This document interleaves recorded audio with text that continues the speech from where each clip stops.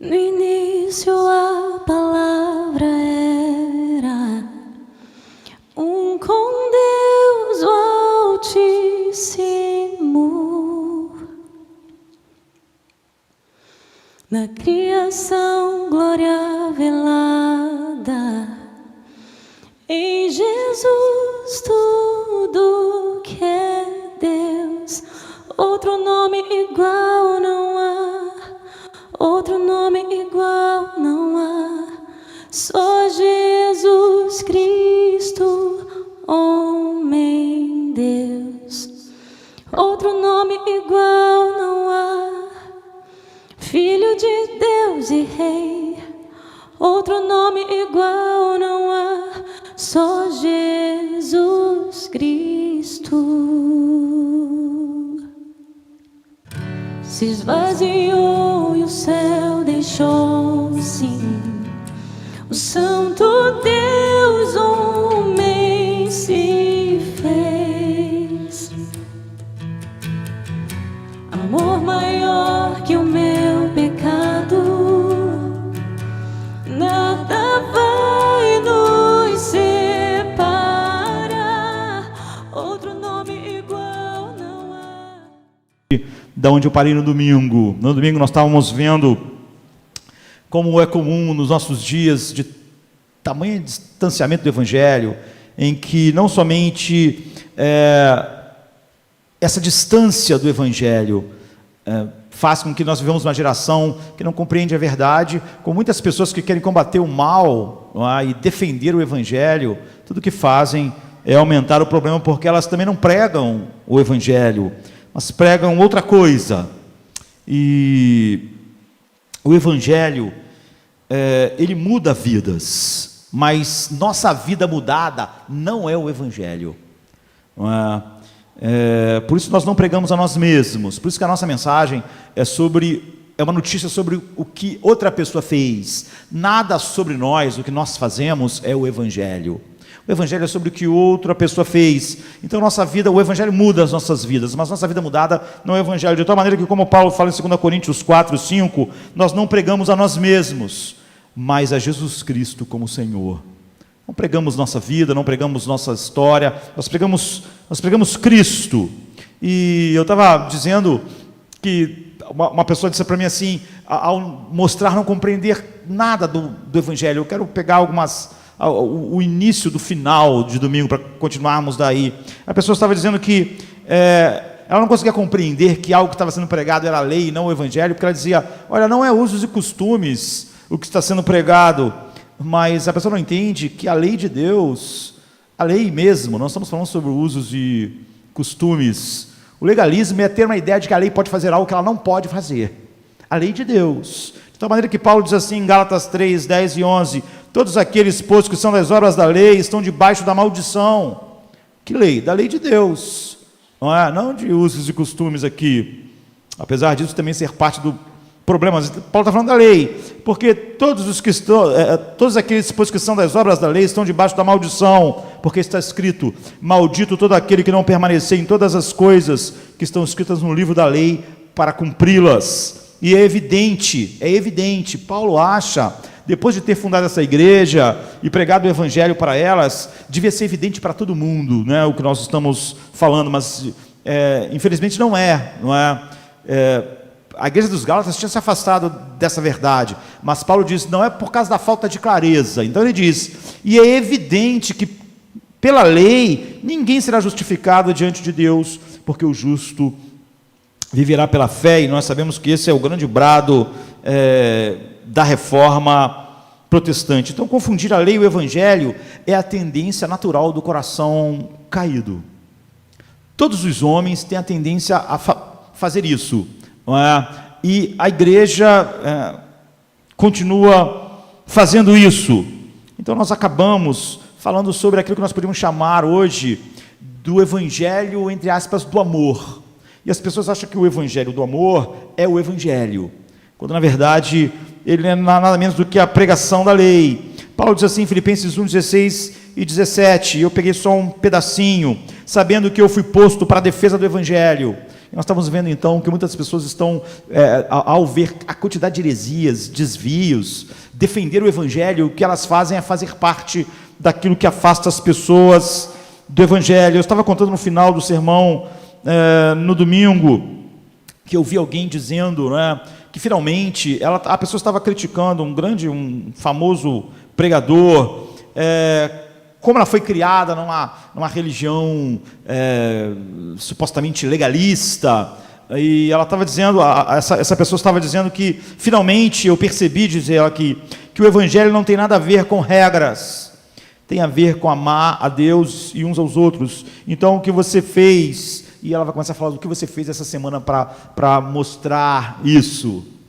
Amar o Evangelho tem a ver com amar a Deus e ao próximo. E um outro pastor famoso disse: o cristianismo não é um monte de regras, sua essência é amar a Deus e o próximo. Como a gente viu, isso está solidificado tanto na mente do cristão, do cristiano, da teologia liberal, quanto daquele que é tradicional, conservador. Tanto da mega igreja quanto das pequena igreja, tanto da teologia da prosperidade quanto da teologia emergente, ou a TMI, ou o evangelho social, tudo parecem coisas muito diferentes. Você vai ver que quem é da TMI está criticando o evangelho da prosperidade, mas vai ver que a ideia é a mesma. Nada disso é o Evangelho. Eu estava dizendo que Calvino, na época dele, disse que muitos jovens, como ele ainda jovem, diziam: olha, chega desses montes de regras, não é, e regulamentos, nós precisamos apenas amar uns aos outros e amar a Deus, isso é o que é o Evangelho. E Calvino diz, como se isso fosse fácil, não é exatamente isso que nos condena. Então, aquelas pessoas da época de Calvino estavam repetindo o mesmo que hoje, sem perceber, como nós vimos, que o resumo da lei é essa. Esse é o resumo da lei. Isso é que Jesus disse que resumia toda a lei: amar a Deus sobre todas as coisas e ao próximo como a si mesmo. Isso é a síntese dos 10 mandamentos e de todas as leis de Deus, a lei moral de Deus. Então, na Bíblia, a lei simplesmente expõe o que significa isso. Tudo que você vai ver na Bíblia como lei se resume nisso: amar a Deus sobre todas as coisas. Nenhum dos 10 mandamentos jamais seriam desrespeitados se você amasse a Deus sobre todas as coisas. Então dizer, o Evangelho é simplesmente amar a Deus, é dizer o oposto do que é o Evangelho. E nós estamos vendo no final, então, o que é o amor que define o Evangelho e qual é o amor que define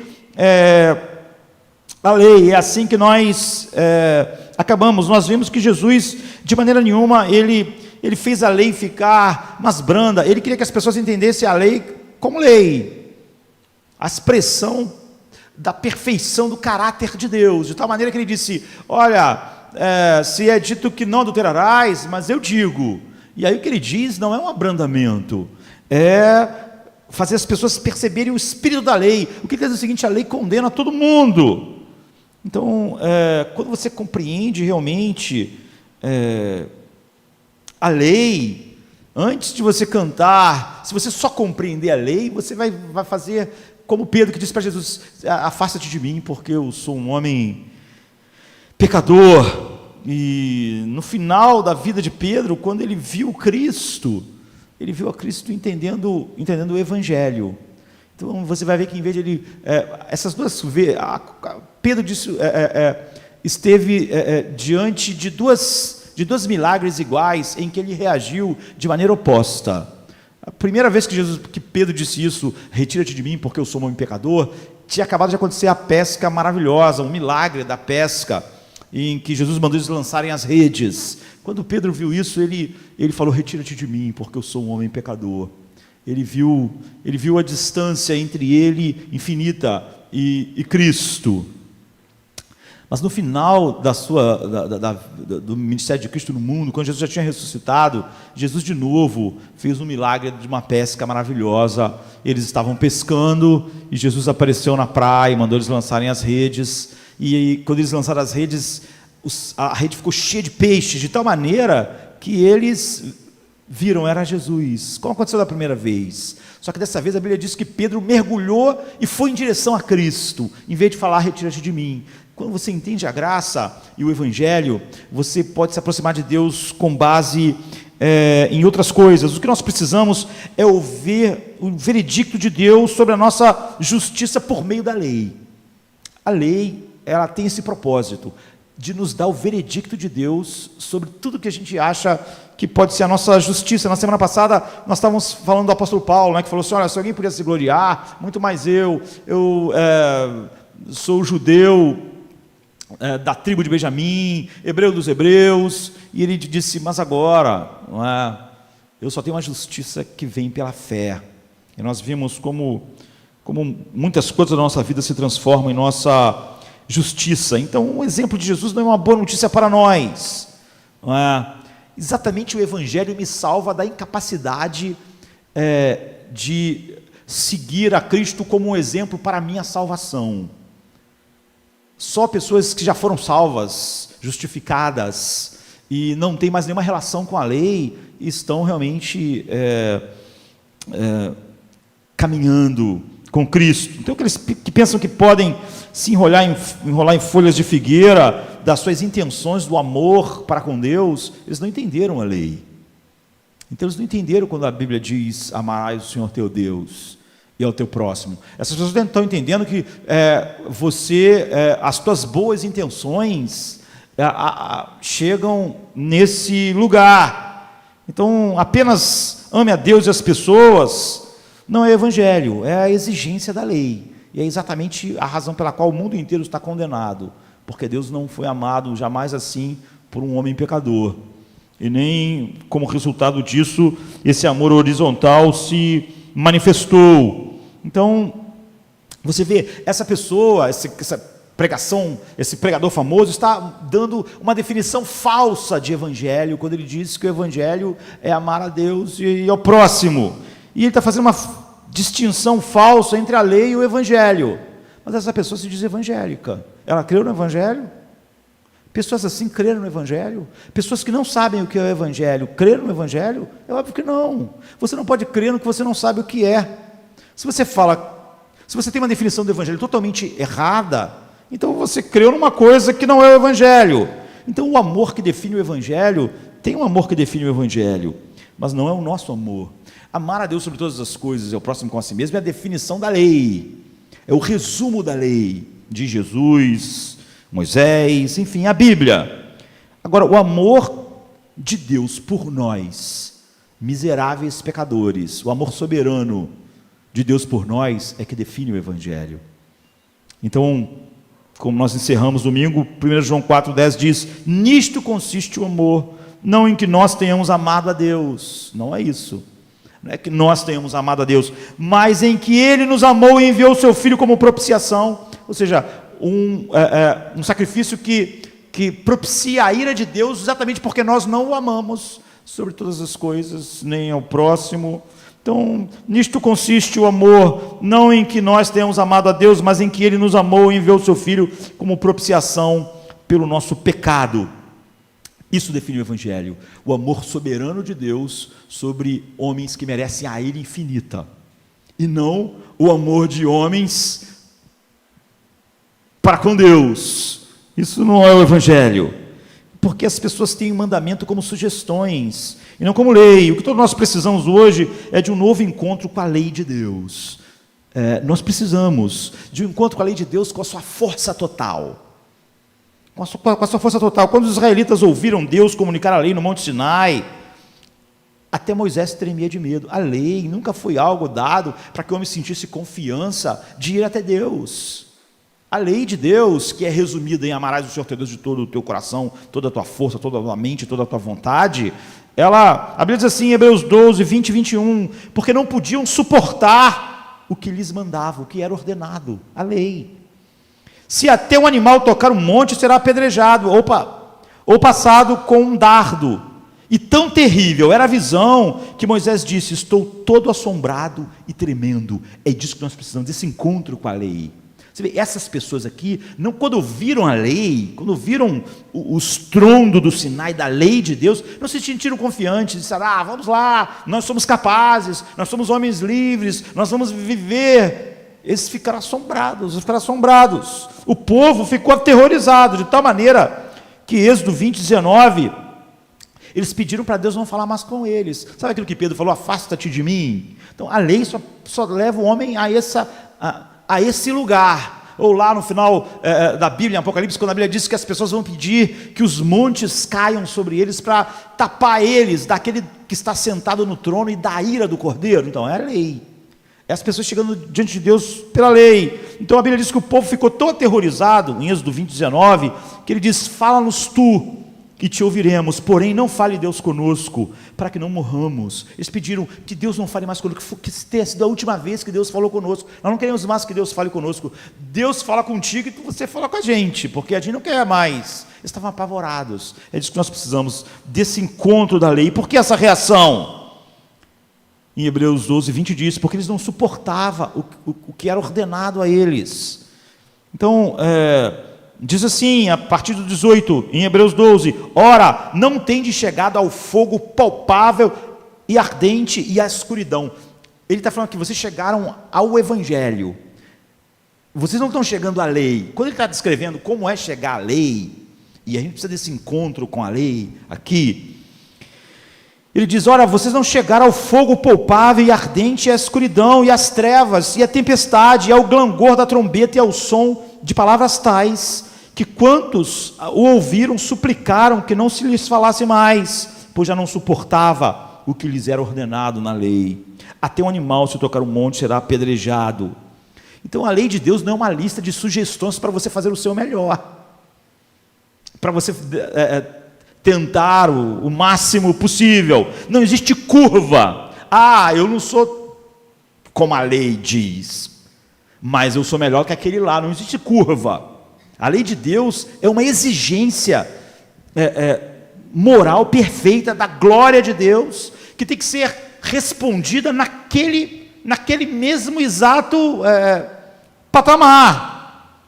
É por isso que toda justiça humana é trapo imundo perante Deus, porque aquilo que o ser humano faz não está sendo comparado com o que o outro ser humano fez.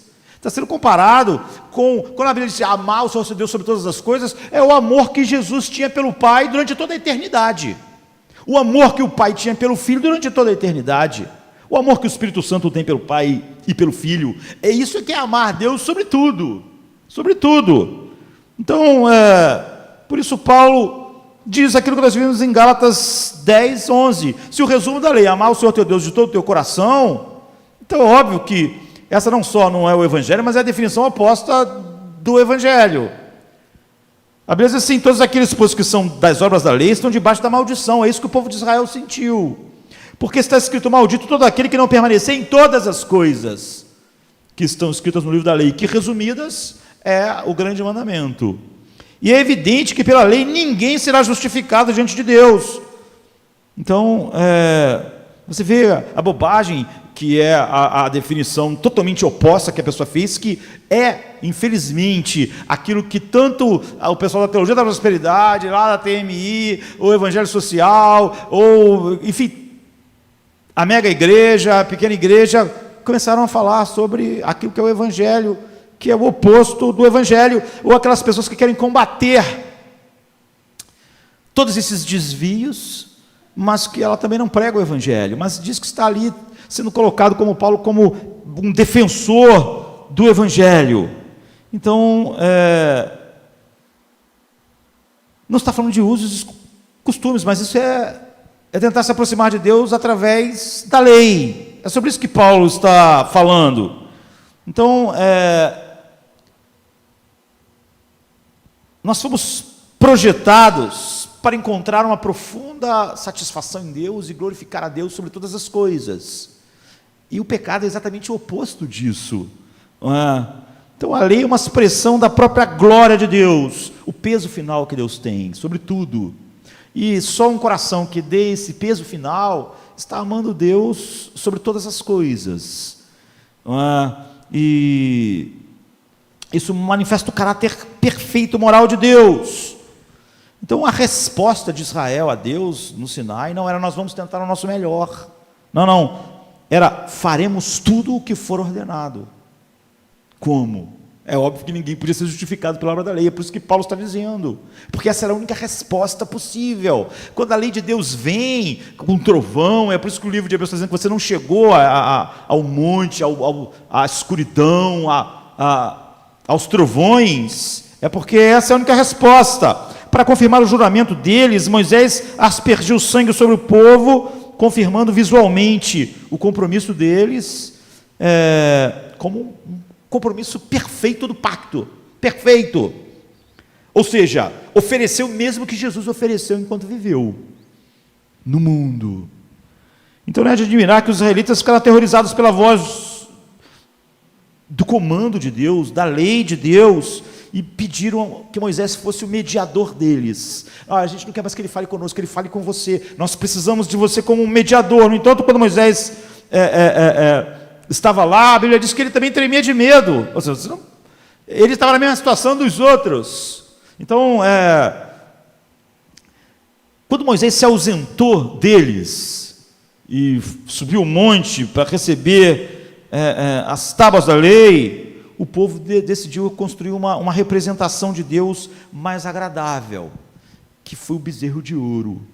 Como eu já preguei aqui a respeito disso, eles falaram, esse é o Deus que nos tirou. Eles não estavam desrespeitando o primeiro mandamento, que é não farás outros deuses. Eles estavam desrespeitando o segundo, fazendo uma imagem, tentando imaginar Deus, fazendo uma imagem mental de Deus que fosse mais adaptável, que é quando você começa a falar que o Evangelho é uma coisa que ele não é. Então eles fizeram um bezerro de ouro, eles imaginaram Deus que não inspirasse tanto terror, tanto medo, o trauma que a lei de Deus trazia. Então eles podiam ter uma forma mais leve de culto e achar que oferecer aquilo que eles achavam ser suficiente ou melhor do que eles pudesse ser aceitável, de tal maneira que Êxodo 32:6 diz, e o povo assentou-se para comer e beber e levantou-se para divertir-se. Você vê a diferença? Então, é o culto da nossa geração. Isso engloba tanto o culto show quanto o culto legalista. Você diminuiu a lei, diminuiu a lei, e você começou a imaginar um Deus que não é o verdadeiro Deus. Você começou a ter definições do Evangelho que não são as definições bíblicas. Isso engloba tanto a teologia da prosperidade, quanto o Evangelho moralista, legalista. Os dois estão fazendo a mesma coisa de uma maneira diferente. Se a voz da lei de Deus não nos descentralizar, não nos desequilibrar, não fazer a gente compreender que nossos melhores esforços só merecem a ira infinita dele, que estão muito distante de amar a ele de todo o coração, força, vontade, e muito distante daquilo que a lei exige, nós nunca vamos correr para Cristo como nosso mediador, nunca. Nós sempre vamos começar com Cristo e ir para outro lugar. Ele é um mediador verdadeiro, não é? Então o sermão do faça mais, eu posso mais, você deve fazer mais, me faz lembrar, eu vou colocar uma metáfora aqui, vou explicar ela só no final, me faz lembrar um campo de concentração, e eu vou explicar depois porque eu acho essa uma visão perfeita de muitas das pessoas que querem defender o Evangelho, mostrando os erros da igreja, e o que eles pregam parece que levou homens para um campo de concentração. Então, em vez de nós inventarmos nossas próprias representações de Deus, em que a lei de Deus é menos do que ela é, de tal maneira que o meu melhor esforço vai ser aceito, em vez de eu perceber o oposto, nossos bezerros de ouros atuais, tanto no aspecto do erro que perde o Evangelho, como no aspecto do outro erro que perde o Evangelho, tentando supostamente defender um Evangelho.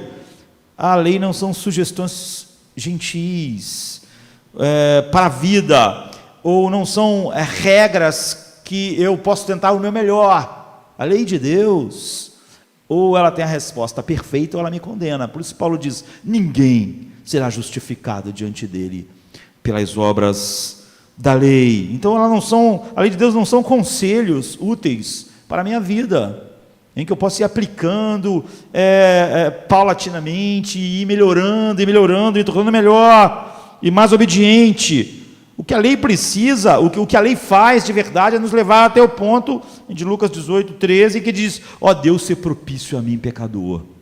Mas não é só no início, é durante todo o tempo. Eu nunca mais volto para a lei, porque eu sei que a lei sempre, ela sempre vai me levar ao lugar em que só a propiciação pode me deixar diante de um Deus santo. Então, não há equilíbrio entre lei e evangelho. Em momento nenhum você começa com o evangelho e vai para a lei, ou não há um meio termo, e não há, você vê, amar a Deus sobre todas as coisas é a definição da lei, e não há nenhum ponto de equilíbrio. A lei nos diz o que nós devemos fazer, o evangelho diz o que Deus fez por nós. Essas duas palavras são distintas, você tem que ouvir as duas. A gente não dá, o evangelho não enche as pessoas de uma alegria indizível e cheia de glória, porque ela não ouviu a lei. Se ele ouvisse o horror da lei, se ele sentisse o terror da lei, ele ia sentir a alegria indizível do evangelho.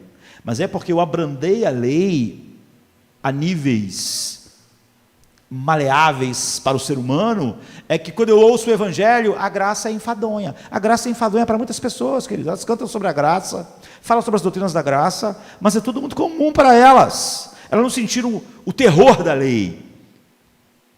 Como eu estava dizendo domingo, que Jesus falou que João Batista falou e as pessoas não choraram. Ele veio e as pessoas não riram. E ele diz, são como crianças que nós brincamos de enterro, eles não choraram. Então brincamos de casamento, eles não riram. Ou seja, se não há o horror da lei, não há alegria indizível, cheia de glória do evangelho. Então cada um deve ser ouvido em seus próprios termos. Você tem que ouvir a lei no seu termo final e terrível. E então ouvir a graça no seu termo final e maravilhoso, com toda intensidade. Você tem que ouvir toda a intensidade da sentença da lei. Maldito todo aquele que é das obras. Todos os que estão debaixo da lei estão debaixo da maldição. Você tem que sentir a maldição. O malditos para o fogo eterno, a ira infinita de Deus. Você tem que sentir. É isso que a lei faz. Você tem que sentir todo o poder da lei. E aí você tem que sentir todo o poder da absolvição. Nenhuma condenação há. Isso traz alegria indizível e cheia de glória para pessoas que estão sofrendo horrores. Mas isso não é nada perto daquilo que estão recebendo. Você tem que sentir toda a condenação da lei. E você tem que sentir nenhuma condenação há para os que estão em Cristo Jesus. Tem que sentir as duas coisas. Graça maravilhosa não é fútil, não é vazia, ou não é um tema de debates para a internet, quando você sentiu o horror da lei, você sentiu o peso da lei, aquilo não, sabe? É por isso que nunca perguntas fúteis vão realmente impulsionar um coração realmente capturado pela graça. Por exemplo, Paulo tinha que responder pessoas assim, como nós também, como em Romanos 6, 1 e 2. Que diremos, pois? Vamos permanecer no pecado para que a graça abunde? De modo nenhum. Nós sentimos o peso final da condenação da lei. E nós nos gloriamos na graça que nos tirou de debaixo da lei. Então, por exemplo, Romanos 5, 20. Veio, porém, a lei para que o pecado abundasse. Mas onde abundou o pecado, superabundou a graça. Porque a graça reina em nós. O Romanos 7, 4. Assim, meus irmãos, também vós estáis mortos para a lei. Ou seja, depois que você foi resgatado, você não volta para a lei, porque você morreu para a lei. Ele vai falar, olha, depois que você morre, você está livre, não é? Você morreu.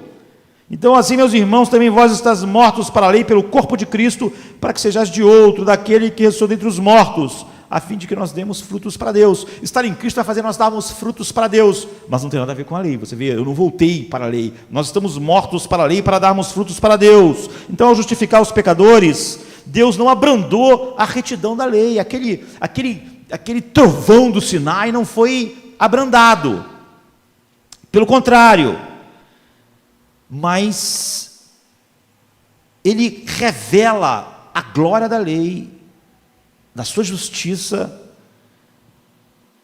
ao imputar a todos aqueles que ele salva a justiça de Cristo e imputar a eles o peso final da condenação da lei. Dessa forma, a justiça de Deus não foi sacrificada pelo seu amor. A ideia de Deus ter um amor incondicional que passa por cima dos erros e compreende é diabólica. Mas o amor e a justiça de Deus são mutuamente satisfeitos em Cristo, naqueles que Ele deu ao seu Filho, agora, pelo seu sacrifício. Nós somos salvos pelas obras. Na verdade, nós somos salvos por um perfeito amor a Deus. E nós somos salvos por uma perfeita obediência a Deus, de Cristo. De Cristo. E qualquer coisa menor do que isso é trapo imundo. Nós não confiamos na carne, nem no minuto final das nossas vidas, depois de sermos igual Paulo. Quando Paulo disse que ele era o principal dos pecadores, ele disse isso décadas depois de ser cristão. Ele está dizendo, em mim mesmo, eu estaria condenado. E olha que você vai ver uma vida de completa transformação. Mas ele diz, não. Em mim mesmo não habita bem algum. Mas a graça de Deus em mim. No entanto, a obra de Cristo, não nossa, é que é a base da nossa confiança. Então, agora, pois, já nenhuma condenação há para os que estão em Cristo. Essa é a base de toda a nossa confiança. Quando? No início, no meio e no fim. A boa notícia é essa. Agora, sem lei, se manifestou a justiça de Deus, testemunhada pela lei e pelos profetas, justiça de Deus mediante a fé em Jesus Cristo para todos os que creem. Então, visto que os pecadores são justificados, Paulo diz, gratuitamente por sua graça, mediante a redenção que há em Cristo Jesus, a quem Deus propôs no seu sangue como propiciação mediante a fé. Então, as questões secundárias têm se tornado questões primárias na igreja. Por que Jesus veio? Qual era a sua missão?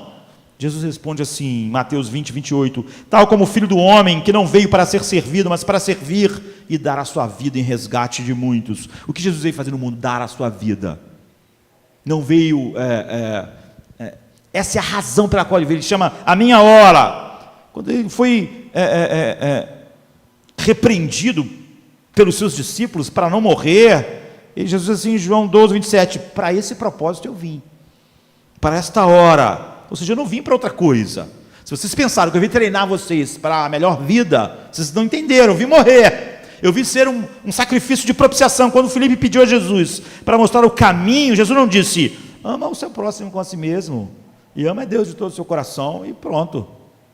O que ele respondeu? Quando ele perguntou, qual é o caminho para o Pai? Mostra-nos o Pai. Ele disse, eu sou o caminho, eu sou a verdade, eu sou a vida. Ninguém vai ao Pai a não ser por mim. Não existe outro caminho, Filipe. Quando o jovem rico perguntou, ele tinha uma visão da lei, como a lei fosse algo que ele mesmo cumprisse. Pode ver que ele falou para Jesus que ele cumpria desde a mocidade dele. Ele tinha essa visão pequena da lei, que é comum hoje. Então Jesus disse assim, olha, cumpra a lei. E Jesus queria mostrar como a visão da lei daquele jovem era totalmente inadequada, porque o jovem disse, mas eu tenho feito isso. E ele falou, então tá, então você vai lá e dá todos os seus bens. Jesus estava dizendo o seguinte, você não cumpre nem o primeiro mandamento, você ama muito mais o dinheiro do que a Deus. O dinheiro é um Deus para você. Você é um tolo. Mas quando Filipe perguntou, ele disse, eu sou o caminho, não a lei. Ele podia ter dito, olha, Filipe, faz isso, ame a Deus sobre todas as coisas e ao próximo com a ti mesmo, e você vai estar tudo bem contigo. Ele disse, não, eu sou o caminho. Então, da mesma forma, Paulo disse aos coríntios que não só estava determinado a pregar Cristo, mas Cristo crucificado. Essa era a sua determinação, porque isso é o Evangelho. Que era o escândalo para os judeus, loucura para os gentios, mas essa é a única boa notícia capaz de salvar tanto judeus quanto gentios. Aquilo que é escândalo para um e que é loucura para outros. Paulo sabia que os pregadores até usariam o nome de Jesus muitas vezes como algo que tinha um objetivo maior além do seu sacrifício. Mas ele disse, não eu. Mas ele diz assim, mas eu temo que assim como a serpente enganou a Eva com a sua astúcia, assim também sejam alguns de vocês corrompidos em vossos sentidos e se apartam da simplicidade que há em Cristo. Porque se alguém vos pregar outro Jesus que nós não temos pregado, ou se recebeis outro Espírito que não recebeste, ou outro Evangelho que não abraçaste, com razão o sofreríeis. Ou seja, Paulo está dizendo o seguinte, eu tenho medo Que o diabo, com a sua astúcia, fale que o evangelho é uma outra coisa para vocês. Um outro evangelho. Que uma coisa que não é o evangelho se torne evangelho para vocês. Porque aí vocês perderam tudo. Então Jesus sempre força esses questionadores, como o jovem rico, a reconhecer que eles nunca guardaram a lei, que eles estavam condenados. Esse é o trovão da lei. Então Paulo desafiou os Gálatas: todos quantos, pois, são da obra da lei, estão debaixo da maldição, porque está escrito: maldito todo aquele que não permanecer em todas as coisas escritas no livro da lei, para praticá-las. E é evidente que pela lei ninguém é justificado diante de Deus, porque o justo viverá pela fé. Então, não há uma avaliação de curva, queridos. Não há como quase ninguém ama a Deus e eu amo um pouquinho, então ele vai ser assim. Não. Não há avaliação de curva. O meu amor a Deus é maior do que o daquele cara ali. Isso não é avaliação. A lei é amar Deus perfeitamente, como ele é digno, como é justo. Ele ser amado, como pai, como filho como pai. Isso deveria o quê? Nos colocar de joelhos, confessar nossa impotência absoluta, e não dizer que o evangelho simplesmente é amar a Deus. Isso devia nos colocar, sentir o peso da impotência dos nossos corações, mas em vez disso, muitas vezes, desperta a nossa autojustiça, que faz as pessoas falarem: olha, o evangelho não é um monte de regras, é amar a Deus e ao próximo. Isso é o maior absurdo já dito.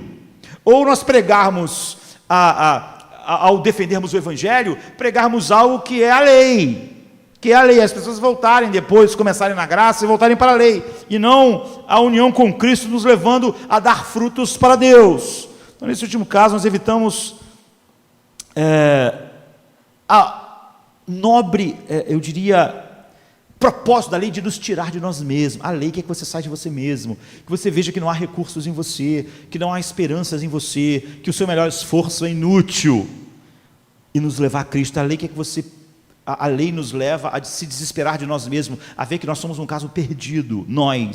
É você nunca mais olhar para dentro de você, para o seu coração, para as coisas dentro de você, tentando encontrar uma salvação. Não há salvação dentro de você é a razão de você estar perdido.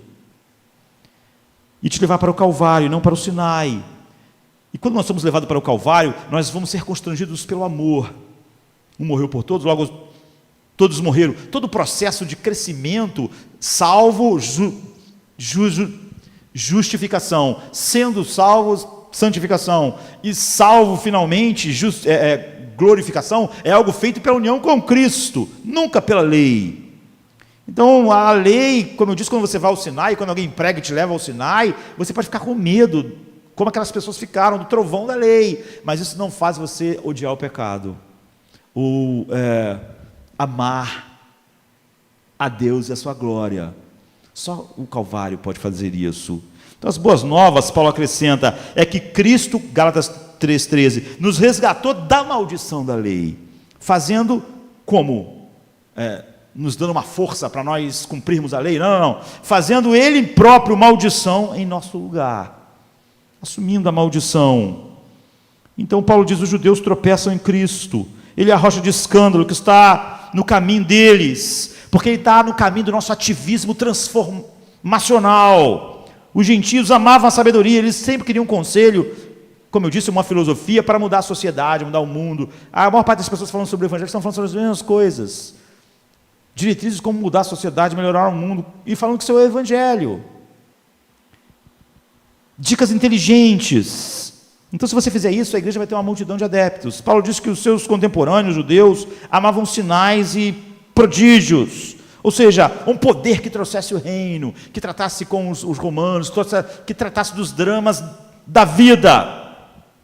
Mas os dois lados ficavam chocados com Cristo como propiciação, como aquilo que nos livra da ira de Deus, exatamente porque não cumprimos a lei, que é resumida no amarás o Senhor teu Deus de todo o teu coração, com toda a tua força, com toda a tua alma.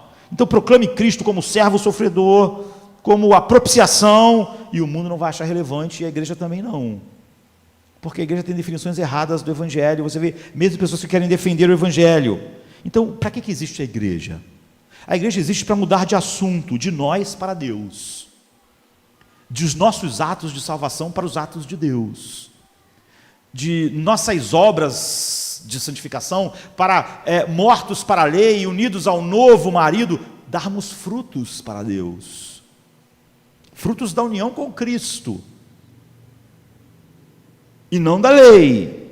A igreja existe para mudar de assunto, de nossos atos para os atos de Deus, da salvação, de nossas várias missões de salvar o mundo, para a nossa missão de dizer que Cristo é o Salvador do mundo.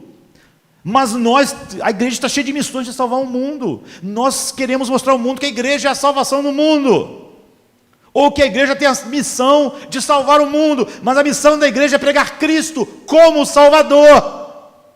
Ela não salva o mundo. O plano de Deus é salvar a igreja através de Cristo. Então, Deus, outro dia alguém me disse, mas Deus não nos enviou ao mundo. Deus nos enviou ao mundo, isso é certo, mas não para salvar o mundo. Eu não fui enviado para salvar o mundo, você não foi enviado para salvar o mundo. Pelo contrário, Ele nos enviou ao mundo para dar o testemunho de um Salvador, de alguém que salva, e não eu para salvar o mundo. A minha missão não é salvar o mundo, a sua missão não é salvar o mundo. A igreja não foi enviada ao mundo como salvadora.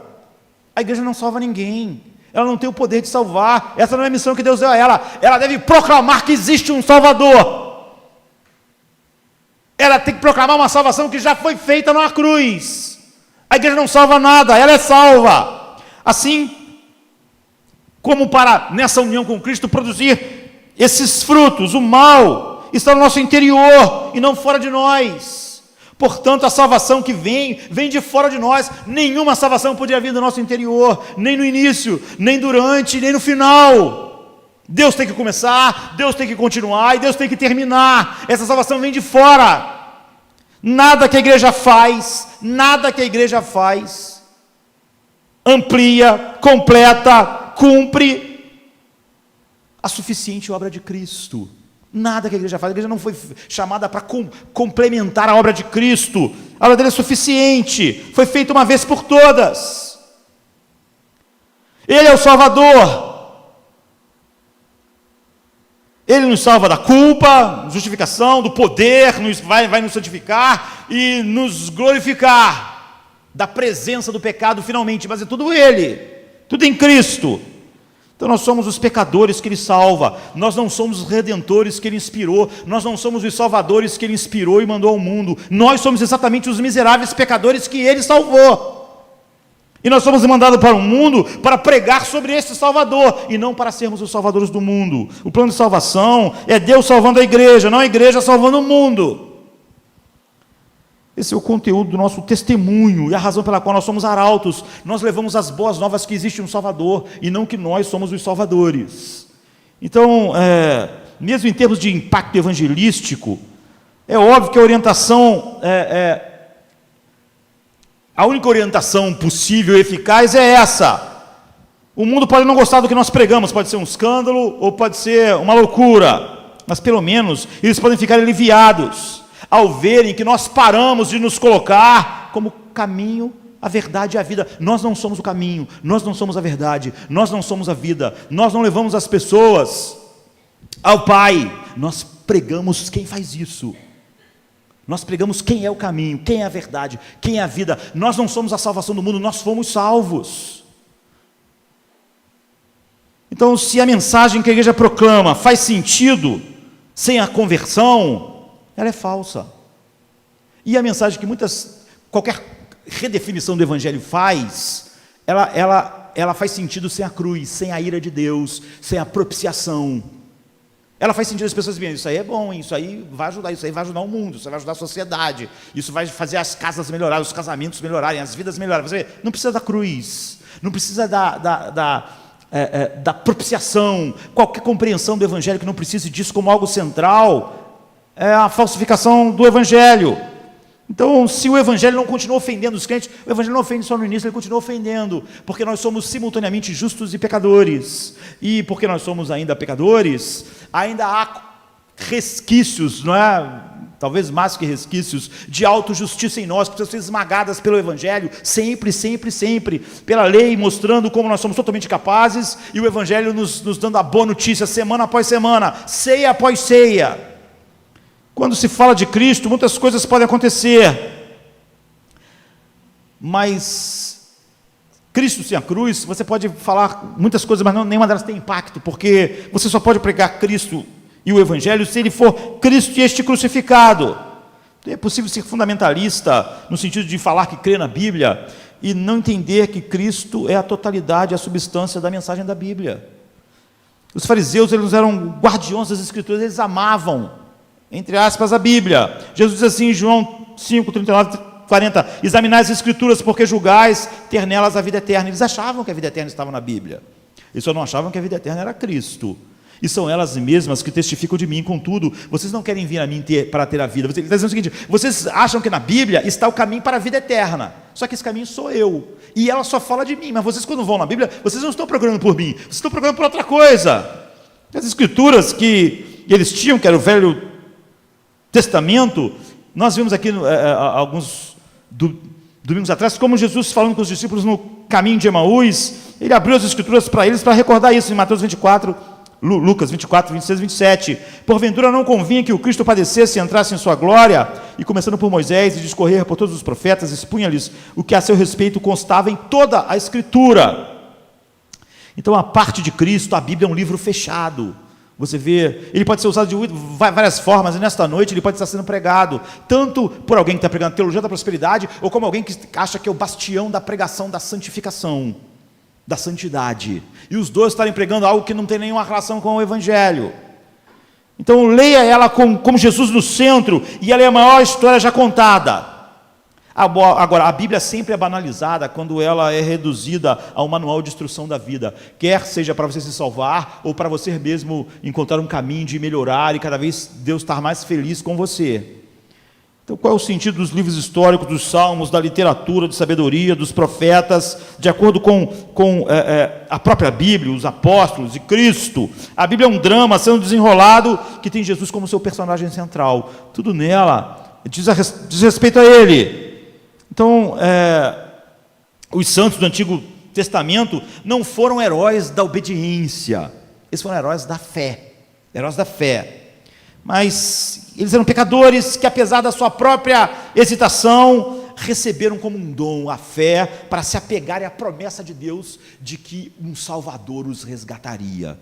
Ou seja, o Evangelho. De acordo com o apóstolo Paulo, todo o Antigo Testamento estava falando sobre o Evangelho da livre justificação. Ele diz assim em Romanos 3, 21, agora, sem lei, se manifestou a justiça de Deus, que foi testemunhada pela lei e pelos profetas. Ou seja, tudo o que a lei falava era sobre, e os profetas, era de uma justificação que seria feita sem a lei, em Cristo, apontava para Ele. Em sua primeira carta, o apóstolo Pedro diz a mesma coisa, quando ele fala sobre uma alegria indizível e cheia de glória, é porque eles viram como isso é operado, obtendo o fim da vossa fé, que é a salvação da vossa alma. Então ele diz assim, foi a respeito dessa salvação que os profetas indagaram e inquiriram, os quais profetizaram acerca da graça a vós outros, destinada, investigando atentamente qual a ocasião ou quais as circunstâncias oportunas indicadas pelo Espírito de Cristo, que neles estava, quando eles profetizavam na velha aliança, ao dar de antemão testemunho sobre os sofrimentos referentes a Cristo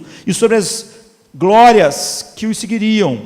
A eles foi revelado que não para si mesmos, mas para vós outros, ministravam as coisas que agora vos foram anunciadas por aquele que pelo Espírito Santo, enviado do céu, vos pregaram o Evangelho, coisas essas que os anjos anelam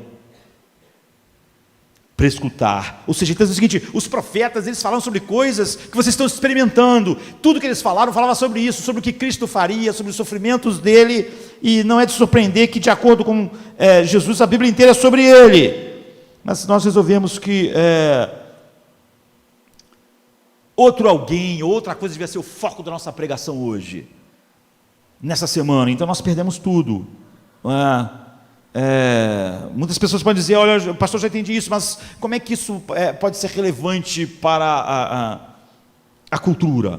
Pensem, queridos, a igreja dos Gálatas estava vivendo um cristianismo sem cruz, sem Cristo, mas eles falavam de Cristo o tempo todo, e falavam da cruz, mas Cristo, cruz, não tinha o significado que a Bíblia dá a eles, a essas coisas, e se essas definições, eles não tinham o Evangelho, não é?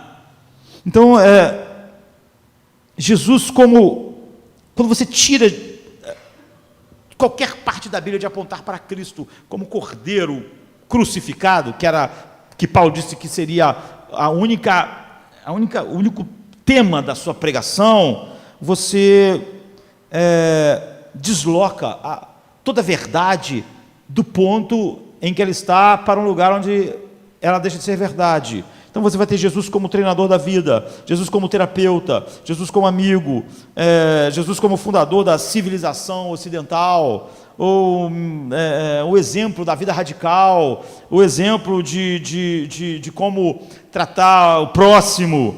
E você pode até falar um pouquinho da cruz no final do sermão, mas a questão, porém, é que estamos pregando a palavra de Gênesis e Apocalipse como um testemunho de Cristo crucificado, como testemunho daquilo que Deus faz e não daquilo que a gente faz. Em outras palavras, você pode perder o evangelho por adição e por subtração, por acrescentar coisas ou por tirar coisas, e você deixa lá aquelas coisas sem significado. C.S. Lewis, no seu livro Cartas do Inferno, né, tem, no Brasil botaram esse nome, não é? E ele diz assim, é um demônio velho instruindo um demônio jovem, é muito, muito interessante. Então, ele diz que Cupim, esse demônio velho, está ensinando ao jovem, e diz assim, o Cupim deveria fazer as igrejas se interessarem pelo cristianismo e algo mais. O cristianismo e a guerra, o cristianismo e a pobreza, o cristianismo e a moralidade, e assim por diante, e afastar as pessoas de Cristo e este crucificado. Ele falava, olha, faz o seguinte, você não pode tirar o cristianismo, tirar Cristo, você fala cristianismo e a pobreza, cristianismo e o social, cristianismo e a guerra, cristianismo e a ecologia, e assim você faz eles perderem o evangelho. Ou seja, eu estava dizendo, alguém disse assim, mas como tornar Jesus relevante para a nossa época?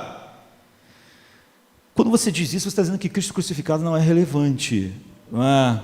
Mas Cristo, Ele é o Cordeiro de Deus que tira o pecado do mundo, como está em João 1,29. C.S. Lewis aqui, eu e qualquer pessoa que realmente foi transformado pelo Evangelho, quando a mensagem básica da igreja, sabe, que quando a mensagem básica da igreja é menos sobre quem Cristo é e o que Ele faz para nos resgatar da maldição da lei, da ira de Deus, mas sobre o que nós temos que fazer para melhorar o mundo, ser relevante para a cultura, isso pode ser interessante para o mundo, mas não é mais o Evangelho. Isso pode ser interessante para a igreja contemporânea, mas não é mais o Evangelho. Então, independente de quanto o seu nome seja invocado, a religião do que faria Jesus e a ecologia, Jesus e isso, não é o Evangelho, não é a fé cristã. Então, não pensar que Cristo crucificado é relevante e pensar que Cristo e os valores da família é relevante é ter perdido completamente o Evangelho, ou Cristo e a fome no mundo, é assemelhar ao Evangelho à lei, porque é assim que você falar que o Evangelho é Cristo e a fome no mundo, você vai começar a falar sobre o que nós temos que fazer, e não sobre o que Cristo fez. Quando as pessoas pedem uma pregação mais prática, uma mensagem mais relevante, que Cristo este crucificado, o que eles estão pedindo é que você pregue a lei, não o Evangelho, porque eles estão dizendo que o Evangelho não é relevante. Então, outra maneira de dizer isso é que preferimos dar a Deus um papel de coadjuvante na nossa história e na história do mundo, do que dizer, a história é sobre Deus, a Bíblia é sobre Deus, em vez de sermos reformulados no drama da redenção e progresso feito por Deus, Pai, Filho e Espírito Santo, nós pensamos, como Deus pode consertar os casamentos? Como Deus pode consertar a cidade? Como Deus pode consertar os problemas sociais? Como Ele pode me tornar um líder mais eficaz? Essas perguntas não são inúteis. Não é? Existe sabedoria na Bíblia, mas não são questões nem de perto centrais naquilo que a Bíblia tem como tema, a menos que Cristo seja publicamente exibido como crucificado, afixado diante de nós toda semana, de tal maneira que Ele falou para celebrar a ceia sempre que nós nos reuníssemos, lembrássemos, nós como os Gálatas vamos deixar-nos ser levados na direção em que nós começamos com Cristo e seu Espírito, e depois tentamos aperfeiçoar na lei aquilo que o Evangelho começou. E começamos a ver a igreja como a salvadora do mundo, e não como a missão de pregar Cristo como um salvador. E uma vez que até mesmo os cristãos permanecem ao mesmo tempo pecadores e santos, pecadores e justos, simultaneamente, o que acontece dentro de nós, o que nós podemos medir e controlar, o que podemos ver e sentir, não é aquilo que na verdade está definindo o que foi feito em nós. E esses métodos de aferição sempre acabam por fazer nós pensarmos que o que nós fazemos é que nos faz aceitáveis diante de Deus, em vez de vermos que o resultado do que Deus faz são os frutos da nossa união com Cristo. Então, cada um tem sido enviado, e as igrejas, e a igreja, em sua própria missão, mas não como embaixadores de um Salvador, mas na sua missão de salvar o mundo, salvar as pessoas. Mas nós somos chamados simplesmente para proclamar que Cristo este crucificado é a única coisa relevante para o homem debaixo da ira de Deus.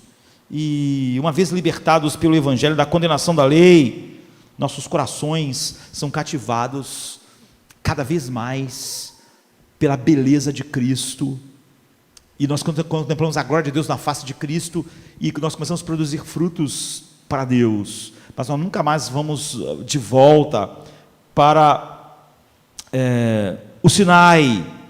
Então, nosso tempo está acabando. Eu não sei, aquele relógio está funcionando, parou, eu acho, de novo. O meu aqui está num outro horário. E quase sempre que a gente vê, eu cresci na igreja, o Velho Testamento era sempre falar da Bíblia cheia de heróis que deviam ser imitados e vilões que não deviam ser imitados. Então eu passei, nunca vendo Cristo no Novo Testamento na minha infância.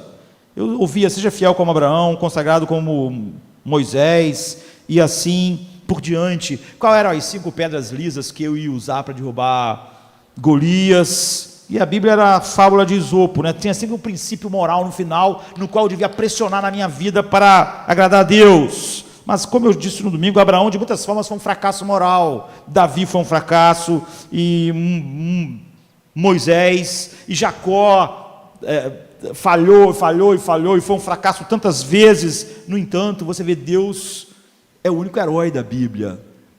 Por graça, Ele salvou esses homens.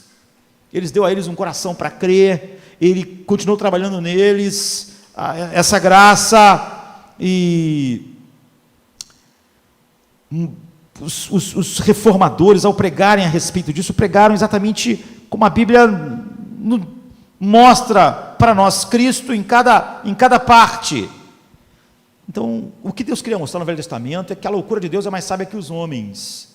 O que você vai ver é que Davi falhou várias vezes, apesar de ter um coração segundo o coração de Deus, era só um homem em que Deus, por graça, regenerou, e estava operando a sua graça nele. Mas há histórias incríveis na vida de Davi, que só mostram a infinita graça de Deus. E a descendência de Davi produziu um rei maluco atrás de outro rei maluco, mas a Bíblia diz que Deus daria um salvador através daquela linhagem, e Ele fez isso, mostrando que apesar de toda essa loucura do pecado, Deus foi o que se manteve fiel nas páginas do Velho Testamento e trouxe salvação para nós.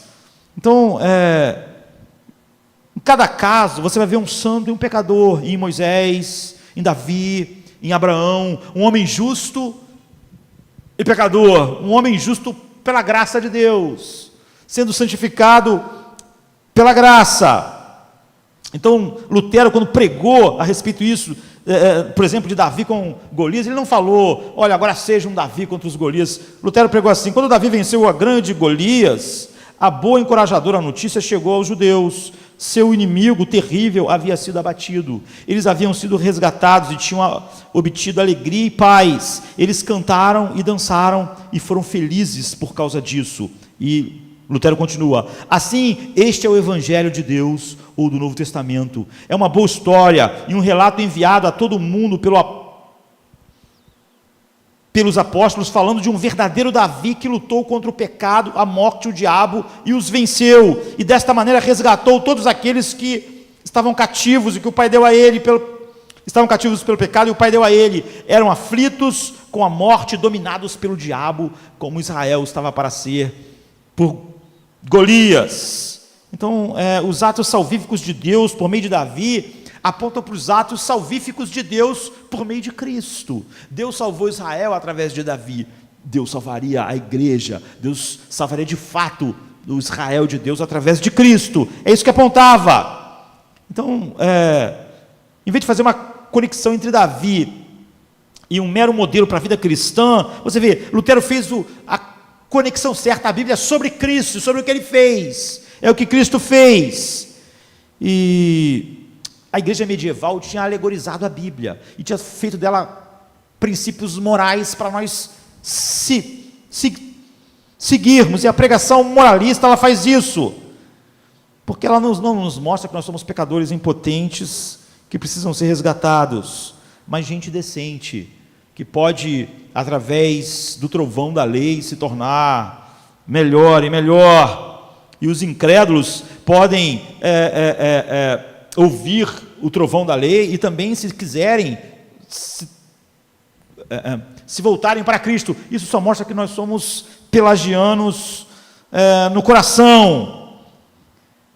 A vida transformada é resultado de nós sermos totalmente salvos da maldição da lei e não estarmos mais debaixo da lei, e não por aplicarmos ela à nossa vida. A base da salvação é a perfeição na vida de Cristo.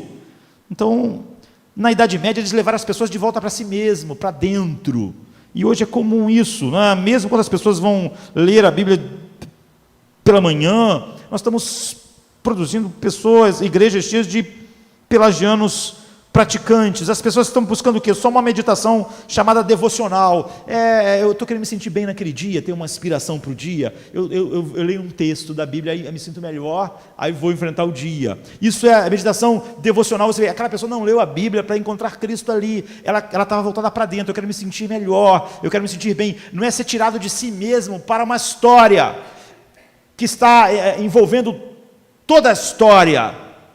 Ou seja, uma história sobre Deus. Mas é tentar pegar essa história, botar dentro de mim e particularmente me sentir melhor para aquele dia. Isso não é notícia, queridos. Isso é terapia. O que as pessoas buscam. Então, eu tinha tanto a falar a respeito disso, mas eu falei que quando as pessoas pregam santificação e dizem que está defendendo o Evangelho, eu sinto e vejo como uma grande metáfora disso, um grande campo de concentração. Porque o que acontece?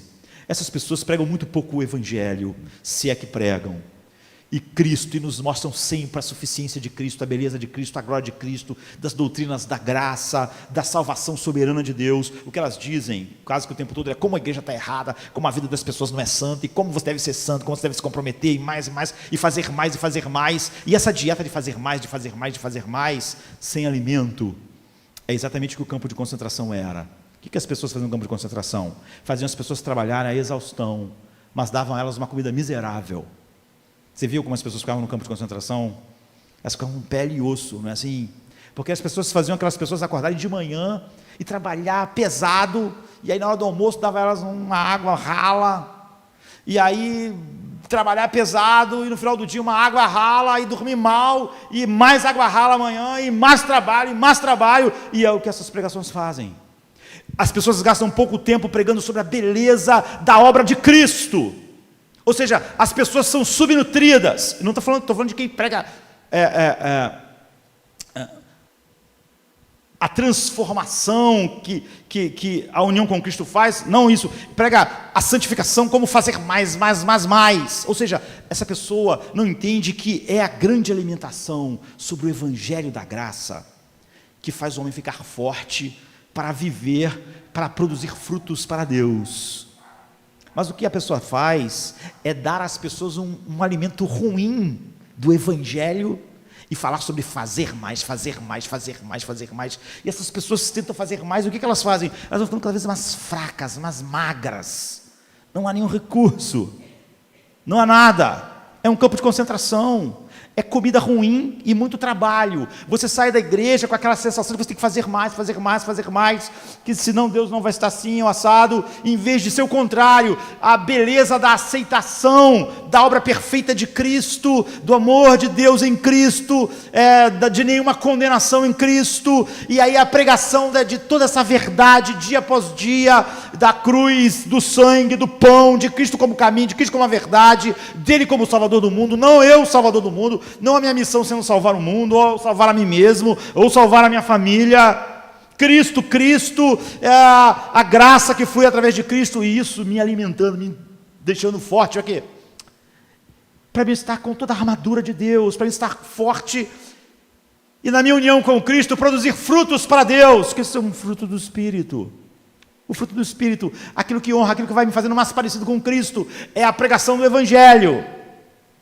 E aí agora, tudo aquilo que eu sei que honra a Deus, como eu disse, eu posso amar a lei de Deus. Amar a lei de Deus. Você sabe que Lutero disse assim, amar a Deus, quando ele estava naquele conflito antes das reformas explodir, ele disse, amar a Deus, eu às vezes odiava a Deus, porque a única coisa que eu conseguia entender era a lei. E eu entendia, diferente das outras pessoas, a lei como a lei é. Eu só entendia que a lei podia me condenar. Você só pode amar a lei quando você já não está mais debaixo da lei. Ou se você é um ignorante sobre a lei. Porque se você vê a lei como a lei, sem o Evangelho, você não pode amar. Agora o homem pode amar a lei porque ele não está mais debaixo da lei, porque nenhuma condenação há para os que estão em Cristo Jesus, porque ele está diante de Cristo no Calvário, ele vê a beleza, ele vê o que o pecado fez ali, ele ama cada vez mais Cristo e cada vez mais odeia o pecado. Então o que alimenta isso, o que alimenta esse crescimento, a santificação, é a pregação do Evangelho, é a visão de tudo que Deus é para nós em Cristo, e não o oposto. O oposto faz mais, faz mais, faz mais, faz mais. Enquanto não me dá esse alimento, é um campo de concentração, é alimento ruim e muita coisa para fazer. Nos esgota, nos destrói aos poucos, nos enche de uma ideia de que eu posso, e de que há autossuficiência em mim, e de que eu estou melhor espiritualmente por causa disso, daquilo que eu faço, e não Cristo. E é óbvio que vai chegar um momento em que há uma ruptura, porque o ser humano vai ver a verdade, não é? O poder da graça opera de maneira totalmente diferente, ela opera a partir da minha salvação em Cristo, de nenhuma condenação, me leva para o Calvário e não para o Sinai, e ali eu sou alimentado diariamente, em cada culto, em cada pregação, pela verdade do Evangelho, pela beleza de Cristo. Isso encanta o meu coração, fortalece os músculos espirituais, pelo esse pão que eu como, e então eu começo a produzir frutos da minha união com Cristo. Esse é o poder do Evangelho para a nossa salvação, do poder do pecado, da culpa do pecado e finalmente da presença do pecado. Vamos ficar de pé, vamos orar. No início a palavra era com Deus o Altíssimo. Na criação glória velada, em Jesus tudo que é Deus, outro nome igual não há, outro nome igual não há, só Jesus Cristo, homem Deus, outro nome igual não há, Filho de Deus e Rei, outro nome igual não há, só Jesus Cristo. Se esvaziou e o céu deixou sim, o Santo Deus homem se fez. Amor maior que o meu pecado, nada vai nos separar. Outro nome igual